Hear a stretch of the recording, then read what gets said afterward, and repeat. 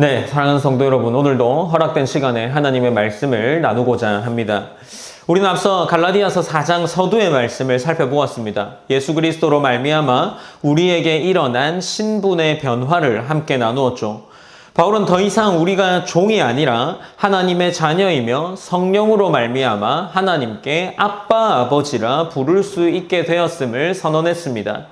또한 자녀가 된 사람은 하나님의 유업을 이을 상속자이므로 복음은 우리를 두려움의 종으로 두는 것이 아니라 아버지의 사랑과 아버지의 자녀로서 하나님의 나라인 상속자의 신분으로 삶을 살아낼 수 있음을 우리가 함께 나누었죠. 오늘 본문에 이르면 분위기가 다시 조금은 전환되는 듯합니다. 하나님을 아버지라 부를 수 있는 친밀한 관계임을 선언한 것에 이어서 다시 이전의 종살이로 돌아가고 있었던 이 갈라디아 교회 성도들을 향한 책망의 내용이 오늘 본문에 기록되어 있기 때문이죠.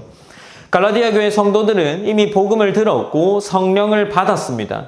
하나님의 자녀가 되었죠. 그럼에도 불구하고 다시 율법과 절기, 날과 달과 해를 붙들며 하나님께 인정받으려는 방식, 그리고 주변 사람들의 눈치를 보는 그러한 신앙의 방식으로 그들의 신앙을 이어가고 있었습니다.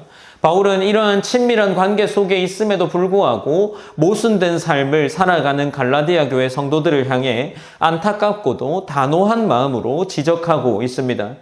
바울이 책망하는 이 이유가 무엇이겠습니까? 그들이 신앙생활을 하지 않았기 때문이 아니라 오히려 열심으로 무언가 다른 것을 하고 있었기 때문이죠. 문제는 그 열심이 복음에서 흘러나온 것이 아니었음에 바울은 그 문제를 지적하고 있었습니다. 오늘 갈라디아서 4장 8절로 11절 본문을 통해서 바울의 책망의 내용을 통해 우리의 신앙을 다시 한번 돌아볼 수 있는 시간이 되었으면 합니다. 본문 4장 8절은 이렇게 기록하고 있습니다. 그러나 너희가 그때에는 하나님을 알지 못하여 본질상 하나님이 아닌 자들에게 종노릇하였더니 라고 기록하고 있습니다. 8절에서 바울은 갈라디아 교회 성도들에게 다시 과거의 모습을 상기시키도록 합니다. 문장은 그러나로 시작하면서 앞에서 말한 하나님의 자녀, 상속자의 신분을 현재 그들의 모습과 대비시켜서 기록해 나가고 있죠. 서신을 이어가면서 바울은 그때에는 이라는 표현으로 말을 시작합니다.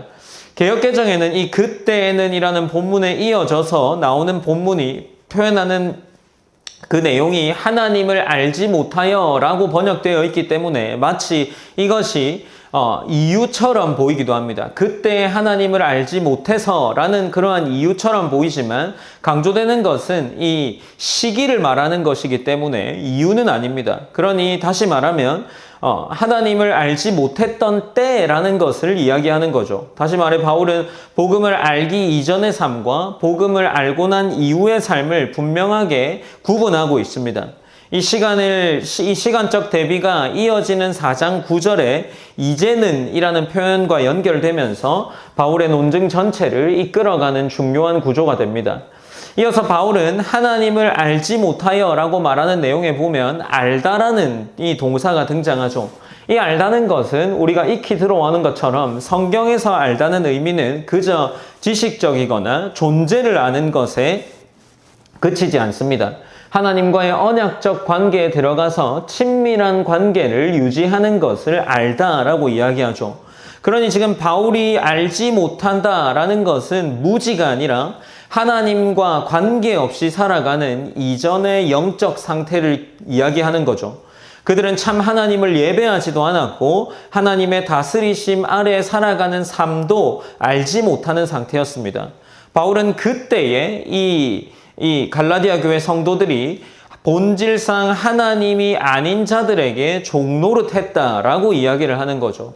그러니까 하나님을 알지 못했던 때에는 하나님이 아닌 것들에게 종노릇했다라고 이야기합니다. 여기서 하나님이라는 것이 복수로 기록되어 있는 것으로 볼 때 이 하나님, 삼위 하나님을 알지 못했다 이런 의미가 아니라 하나님의 존재 자체를 알지 못해서 이방의 신들 혹은 자연과 같은 것들을 예배하는 것에 이르렀고 그것들에게 종노릇했다라는 의미입니다. 잘 이해해보면 이러한 의미가 되어서 바울은 지금 갈라디아 교회 성도들에게 이 8절을 기록하는 것은 너희가 이러한 모습에서 이미 벗어난 사람들임을 상기시켜주고 있는 겁니다. 이제 이어지는 9절에서 왜 다시 그 자리로 돌아가려 하는지를 책망하며 나아가고 있죠. 9절은 8절과 정반대의 시간적인 전환으로 시작하고 있습니다. 이제는 이라고 말하면서 8절의 그때와 다른 시기를 이야기하죠. 이제는 이라고 말하면서 현재의 그들의 신분을 강조하고 있습니다. 특별히 바울이 과거를 강조하기 이야기한 것이 아니라 하나님께서 이루신 변화를 그들에게 상기시키기 위해 과거와 현재를 의도적으로 대조하고 있는 거죠. 이어서 바울은 너희가 하나님을 알 뿐 아니라 라고 기록을 하죠. 여기서 마찬가지 알다라는 단어도 하나님과의 친밀한 관계를 맺는 것에 대한 연결점이 있습니다. 갈라디아 교회 성도들은 이제는 참 하나님을 알게 되었고 그분과 언약의 관계 안으로 들어오게 되었습니다. 이것은 앞선 8절에 하나님을 알지 못하여와 분명한 대조를 이루고 있죠.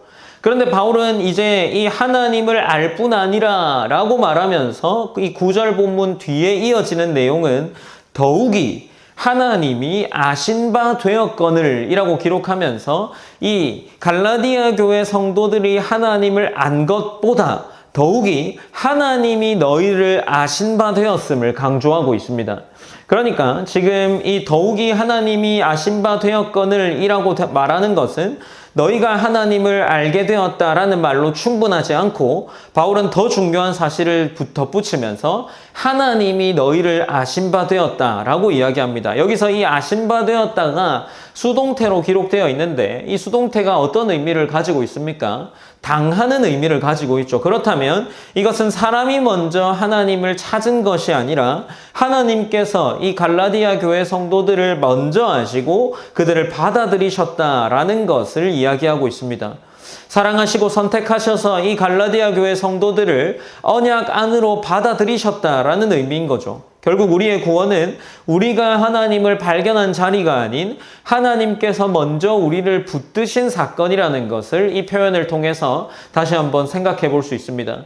바울은 이 표현을 통해 복음의 주도권이 언제나 하나님께 있음을 다시 한번 강조하고 있는 거죠. 그렇기 때문에 이제 다음 내용들이 다시 등장하고 있는 겁니다. 다음 이어지는 내용이 어떤 내용입니까? 4장 9절 말씀에서 알 뿐 아니라 더욱 하나님이 아신 바 되었거늘 어찌하여 다시 약하고 천박한 초등학문으로 돌아가서 다시 그들에게 종노릇하려 하느냐라고 기록합니다. 지금 이 바울이 기록하고 있는 것은 어찌하여 다시 약하고 천박한 초등학문으로 돌아가냐라고 묻고 있는 거죠. 여기 돌아갔다라는 이 동사가 현재형으로 기록되어 있는데 이것은 바울이 지금 서신을 기록할 당시에 갈라디아 교회 성도들이 복음을 떠나고 있었다라는 것을 의미하기도 하고 지금도 점점 더 이 약하고 천박한 초등학문 쪽으로 이 갈라디아 교회 성도들이 복음으로부터 점점 더 멀어지고 있다는 것 또한 보여주고 있습니다. 그들이 발걸음을 과거로 향해 움직인다는 것을 바울은 굉장히 심각하게 받아들이고 있었던 거죠. 바울이 그들이 돌아가려는 대상을 무엇이라 부르고 있습니까? 약하고 천박한 초등학문이라고 기록하고 있습니다. 앞서 4장 3절에서는 단순히 세상의 초등학문이라고 표현했지만 여기서는 두 가지 수식어를 붙여서 약하고 천한이라는 이런 수식어를 붙여 놓았습니다. 약하다는 것은 무엇이겠습니까? 사람을 구원하거나 생명을 줄 능력이 그 학문 가운데에 율법에는 없다라는 것을 이야기하는 것이고 천하다라는 것은 문자적으로는 가난하고 빈곤하다라는 의미입니다. 다시 말해 바울은 이 율법을 구원의 수단으로 붙드는 것이 얼마나 무력하고 빈곤한 것인지를 지적하고 있습니다. 하나님께서 이미 자녀로 삼으셨는데 다시 자신을 증명하려는 삶으로 돌아가는 것은 마치 상속자가 다시 자신의 신분증을 버리고 종의 신분을 붙들고 살아가려 하는 것이다 라고 이야기하는 거죠. 그리고 이어지는 그 본문에서는 다시 그들에게 종노릇하려 하느냐라고 묻고 있습니다. 탄식하는 표현이죠. 근데 여기서 종노릇하다라는 것보다 하려 하느냐라는 표현에 우리가 주목할 수 있습니다. 여기서 하려 한다라는 단어의 영어 표현을 보면 desire 혹은 wish라는 이 번역으로 생각해 볼 수 있는데 그것이 어떤 의미입니까? 욕망하다 혹은 바라다라는 의미를 가집니다. 그러니까 지금 바울이 이야기하고자 하는 의미를 우리가 생각해 보면 이 갈라디아 교회 성도들은 그것들에게 종노릇하려 하는 의지를 보였다라는 겁니다. 이것이 강요이든 억압이든 지금 갈라디아 교회 성도들이 만약 율법을 지키지 않고 할례를 받지 않으면 그들에게 억압이나 강요가 있었지만 그들을 괴롭히는 그 괴롭힘들, 고난이 있었지만 결국에 그들이 종노릇하게 된 것은 타인이 아닌 그들 스스로의 욕망과 바람이 있었다라는 것을 지적하고 있는 거죠. 그들의 의지가 그 가운데 있었음을 바울이 이야기하고 있는 겁니다. 바울은 그들의 타인의 의지가 아닌 그들 스스로가 그것에 굴복되는 것, 이전 상태로 돌아가려는 것에 의지를 보였음을 지금 이야기하며 책망하고 있습니다. 이어지는 4장 10절로 11절 두 구절 말씀을 보면 너희가 날과 달과 절기와 해를 삼가 지키니 내가 너희를 위하여 수고한 것이 헛될까 두려워하노라 라고 이 본문이 이어지고 있습니다. 바울은 이제 이 10절을 통해서 갈라디아 교회 성도들이 이전의 모습으로 돌아가서 무엇을 지키고 있는지를 구체적으로 지적하고 있습니다. 10절 본문에는 너희가 날과 달과 절기와 해를 삼가 지키니 라고 하는데 먼저 삼가 지키니 라는 말을 우리가 한번 생각해 봅시다. 이것은 이 문자 그대로 우리말로 번역해 보면 눈을 떼지 않다 혹은 면밀히 관찰하다 라는 의미를 가지고 있습니다. 곧 이들이 이 종교 생활, 곧 그들이 지켜야 할 날과 달과 절기와 해를 면밀하게 관찰하면서 그들이 실수하지 않기 위해서 세심하게 철저하게 지킨다라는 의미가 있었던 거죠. 갈라디아 교회 성도들은 더 이상 절기가 감사가 아닌 의무로 지키게 된 거죠. 거짓 교사들의 가르침 아래에서 그것은 하나님께 받아들여지기 위해 반드시 지켜야 할 의식으로 기억되기 시작했습니다.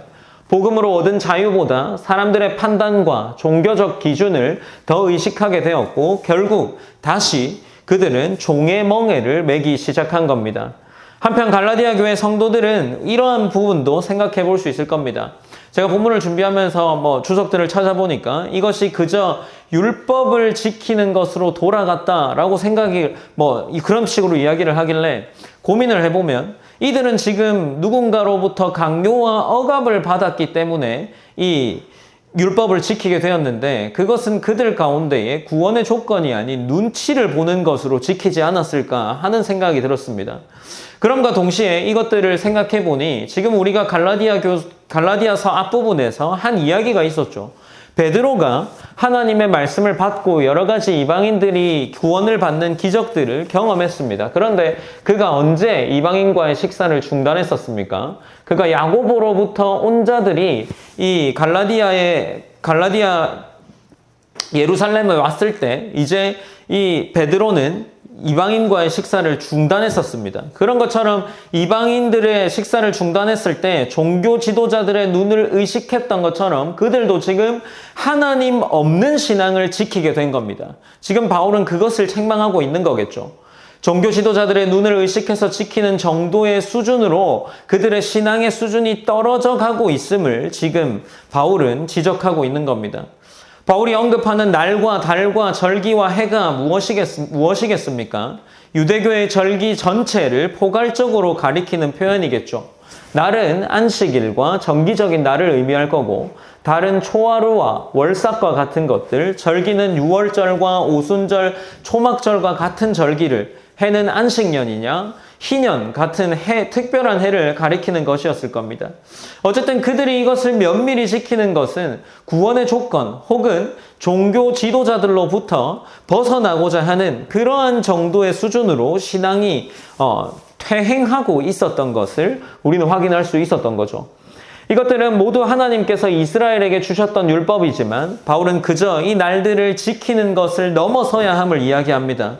복음이 무엇을 이야기하고 있는지를 더 깊이 깨닫길 원했던 것이 바울의 마음이 아니었겠습니까? 그래서 바울은 11절에서 자신의 마음을 드러내는데 11절 말씀을 다시 한번 읽어보면 내가 너희를 위하여 수고한 것이 헛될까 두려워하노라 라고 이야기를 합니다. 여기서 수고하였다라는 것은 탈진할 정도로 애를 썼다라는 의미인데 복음을 전할 때 그가 그 정도로 힘을 썼다라는 거죠. 그리고 헛될까라는 것은 목적 없이 아무 열매 없이 헛되게라는 뜻입니다. 바울은 결국에 이러한 흐름으로 가고 있는 갈라디아 교회 성도들의 신앙이 자신이 열매 맺게 하고자 했던 그 노력들조차도 모두 수포로 돌아가 버리게 하는 그러한 문제가 발생하지 않을까 염려하며 탄식하고 있습니다. 지금 걸어가는 방향들이 올바르지 않기 때문이죠. 그러한 탄식을 지금 목회자로서의 바울의 모습 속에서 발견할 수 있습니다. 오늘 본문은 4장 8절로 11절까지 굉장히 짧은 4구절에 해당하는 본문인데 오늘 본문을 통해서 우리는 다시 한번 우리의 신앙을 돌아볼 수 있을 겁니다. 하나님의 자녀가 된 갈라디아 교회 성도들이 다시 종의 방식으로 돌아가려는 모습을 향한 바울의 책망이 오늘 본문에 기록되어 있습니다. 앞선 본문에서 바울은 그들이 더 이상 종이 아니라 아들이다 라고 얘기했고 성령으로 말미암아 아빠, 아버지라 부를 수 있는 관계로 들어갈 수 있다라고 했습니다. 그들은 다시 하나님과 아버지의 관계를 누리게 된 사람들이 주인과 종의 관계로 돌아가고 있는 것을 지금 바울이 책망하고 있습니다. 우린 본문을 통해서 생각할 수 있는 것이 무엇이겠습니까? 바울이 계속해서 그들에게 이야기하고 있는 것은 그들이 누구인지를 떠올리게 하는 겁니다. 바울은 갈라디아서를 기록하면서 계속 그들의 본래 신분을 상기시키고 있습니다. 하나님께서는 사도 바울의 책망을 통해 이 갈라디아 교회 성도들을 멈춰 세우십니다. 어찌하여 다시 약하고 천한 초등학문으로 돌아가려 하느냐? 다시 종노릇하려 하느냐? 내가 너희를 위해 수고한 것이 헛될까 한다라는 말들로 그들을 다시금 멈춰 세우십니다. 바울은 그들의 신앙이 완전히 무너지기 전에 그들에게 복음의 말씀으로 강하게 경고하고 있음을 우리는 기억해야 합니다. 하나님께서 우리에게 주시는 가장 분명한 징계와 신호는 특별한 사건이 아니라 피하고 싶을 만큼 정확하게 우리의 상태를 드러내는 말씀일지도 모르겠습니다. 우리가 만약 이 자리에서 매번 말씀을 통해서 듣는 것이 동일하다라고 이야기할 수 있겠지만 하나님이 우리에게 필요한 말씀을 때에 따라 공급하시는 것이라면 우리는 가장 먼저 내가 지금 복음 가운데 서 있는지를 돌아보아야 할 것입니다. 우리는 이 율법을 살아내라 라는 강조를 받진 않습니다.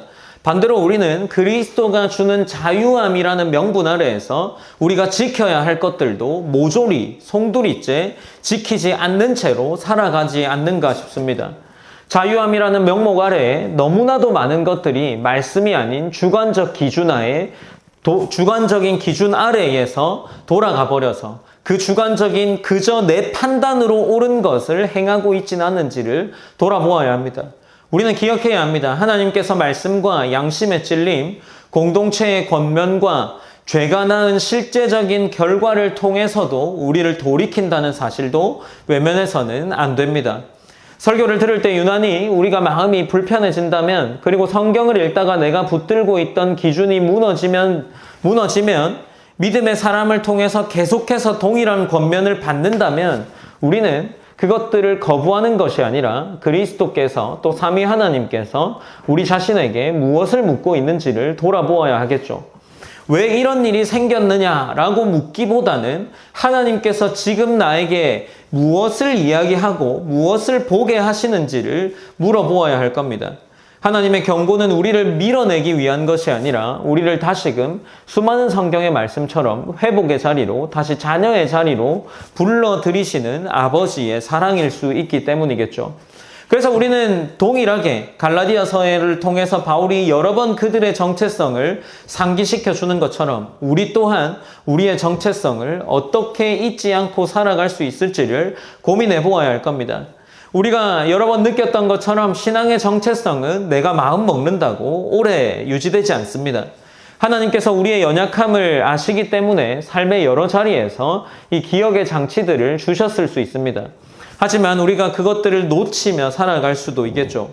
우리는 각자 나름의 생활 속에서 매일의 말씀을 읽으면서 하나님께서 나를 누구라 부르시는지 알게 하셨고 또 기도를 통해서 우리가 누구인지를 몇 번이나 알게 하십니다. 그러나 우리는 일상생활 속에서 하나님을 찾기 위한 장치들을 붙들어야 한다는 것을 기억해야 합니다. 우리는 어떤 방식으로 이러한 것들을 할 수 있을까요? 여러분은 삶의 자리에서 하나님을 기억하기 위해서 어떤 모습으로 그러한 기억들을 해나가고 계십니까? 저 역시 하나님의 자녀라는 사실을 때로는 많이 잊고 살아갈 때가 있습니다. 그래서 이전에는 제가 위치한 성경이 많이 있으니까 곳곳에 성경을 배치해 두기도 해봤습니다.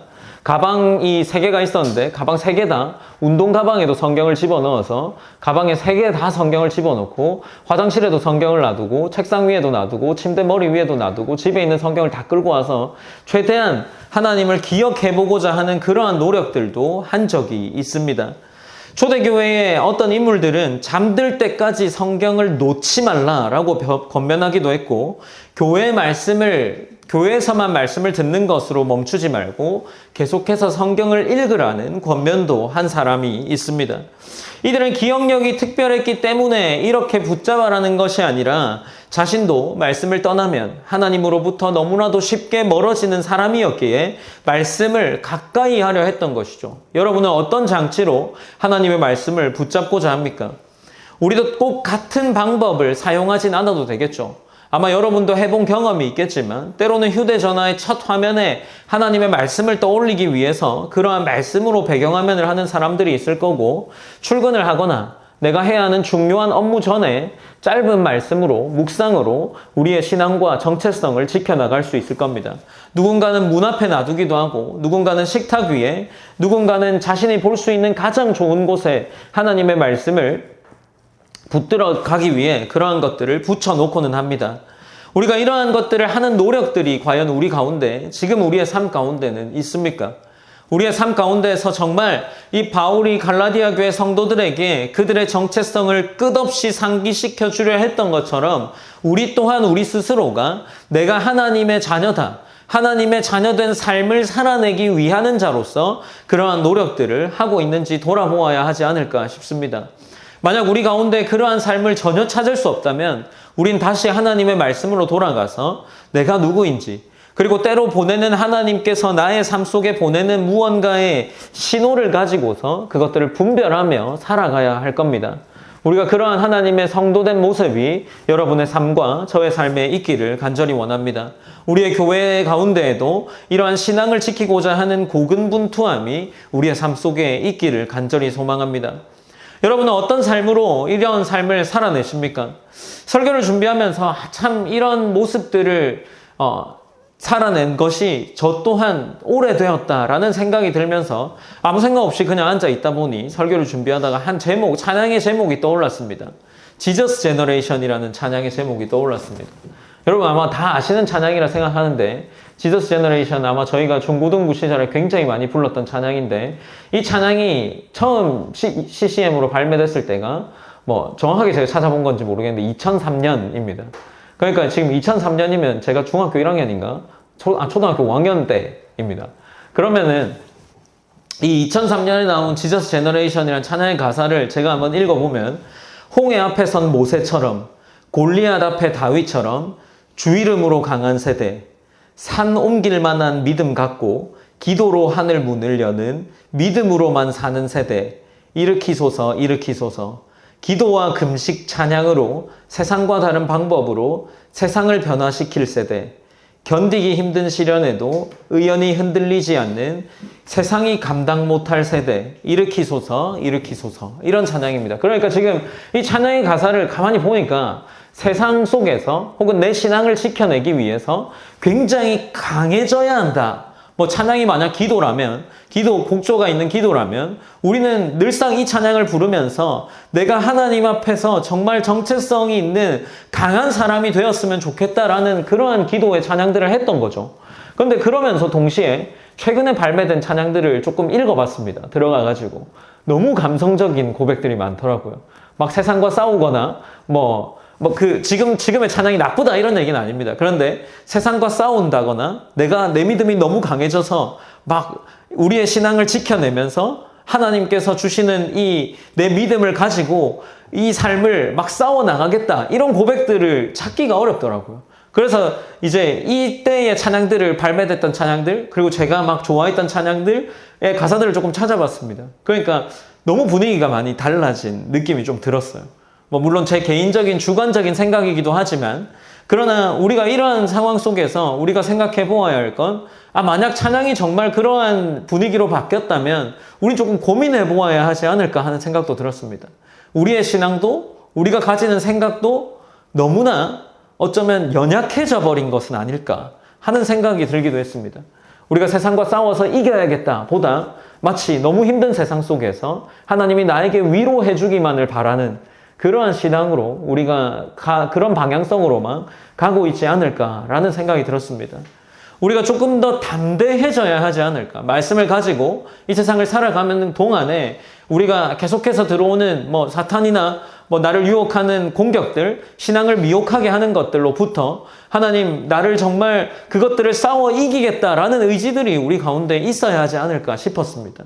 물론 잘 싸워나가고 승리하시는 분들도 있을 줄 알겠지만 적어도 저에게는 마치 내가 너무 위로받아야 할 존재로만 생각하고 있었던 게 아닐까라는 마음들이 들었습니다. 우리가 이 시간 한번 다시 돌아보면서 바울이 얼마나 안타깝게 그들을 그리스도인으로서 복음을 가진 자로 얼마나 상기시켜주고 싶었으면 이러한 표현들을 가지고 바울이 기록했을까라는 생각들을 한번 해보아야 하지 않을까 싶습니다. 이번 한 주간도 우리가 이러한 하나님의 자녀된 삶으로 살아갈 때 하나님께서 우리에게 주시는 힘, 우리에게 주시는 능력들이 있다면 그 능력들을 가지고 정말 하나님 세상과 부딪혀서 내가 믿음의 자리를 지켜나가는 그러한 신앙이 우리의 신앙이 되어야 하지 않을까 싶습니다. 하나님께서 주신 복음이 그리고 하나님께서 주신 우리에게 그 기쁨의 능력이 충분히 그럴 만한 힘이 있기 때문이죠. 넘치도록 주시는 힘이 있다라고 고백하면서 우린 날마다 그러한 힘을 받은 자로서 보다 받지 않은 자로서의 모습으로 우리의 일상을 보내지 않은가 싶습니다. 우리가 정말 하나님의 자녀라는 정체성을 붙들고 그 정체성에서 흘러나오는 자유와 담대함으로 우리가 이 한 주를 보내었으면 합니다. 함께 기도함으로 또 결단함으로 나아갔으면 좋겠습니다. 짧은 시간 기도하겠지만 하나님의 자녀가 된 삶이라는 제목으로 우리가 말씀을 나누었습니다. 우리가 그러한 말씀을 듣고 또 한 주간의 삶을 지내게 될 텐데 하나님께서 내게 허락하신 이 삶이 하나님이 정말 승리할 수 있는 삶, 말로만 승리가 아니라 정말 하나님이 나를 지배해서 하나님이 나의 주인이 되어서 세상의 어떤 것보다 하나님이 주인된 삶을 내가 살아낼 수 있기 원합니다. 라는 그러한 고백으로 함께 오늘 말씀을 붙잡고 기도했으면 좋겠습니다. 기도하시겠습니다.